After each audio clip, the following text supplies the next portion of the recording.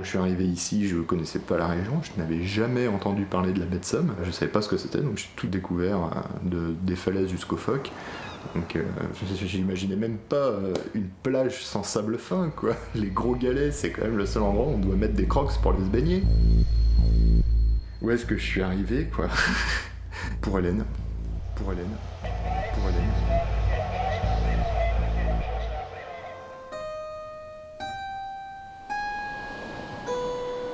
La toute première fois que je suis arrivé, c'était assez bizarre parce que je savais pas trop où j'allais. J'arrive ici, je connaissais pas encore très bien Hélène, et puis il y avait une espèce de brume sur la ville qui était assez dense, je voyais pas très bien, j'avais pas vu en fait la mer le premier soir où je suis arrivé, parce qu'on était en février-mars, il devait être 20h, ça commençait à tomber, plus cette brume, voilà, on voyait pas grand chose, il y a juste les falaises qui se dessinaient, ça m'a tout de suite fait penser à Cauchemar d'Innsmouth. Justement, j'y reviens à Lovecraft, c'est l'un des premiers trucs auxquels j'ai pensé, cette espèce de village perdu qui se faisait attaquer par les hommes poissons. C'était vraiment...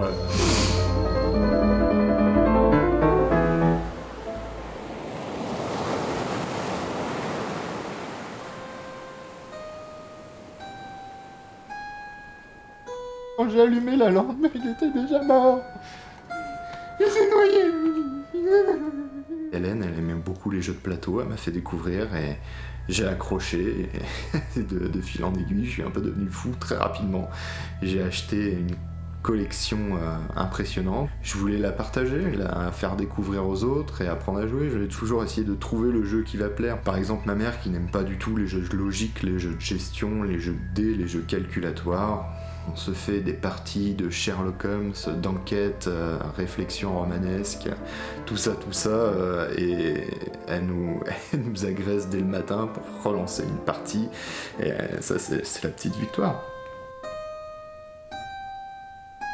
Vous l'avez entendu marcher ou...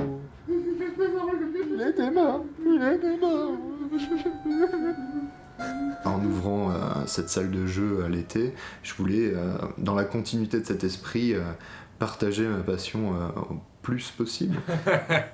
Et qu'est-ce que vous aviez mangé avant d'aller vous coucher? Du poisson. Ah ouais, peut-être que vous avez dans le poisson quelque chose qui vous a fait dormir plus que d'habitude. Dans ces jours-là.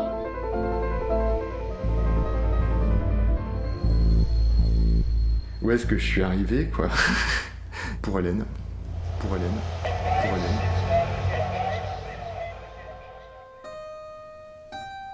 Qu'est-ce qui me fait rester? À part Hélène, déjà j'ai acheté une maison, donc forcément, voilà, on s'est engagé à la rénover, maintenant on fait ce qu'on peut. Le petit chien, parce que mine de rien, mon petit chien, je pourrais pas l'emmener dans un endroit où il n'a pas de place, où il peut pas se promener, où il peut pas courir sur la plage, ce serait presque cruel. Et puis surtout Hélène, quoi. Enfin, je veux dire, si un jour la force des choses faisait qu'on se séparait, je sais pas si je resterais pour le Charmoltois.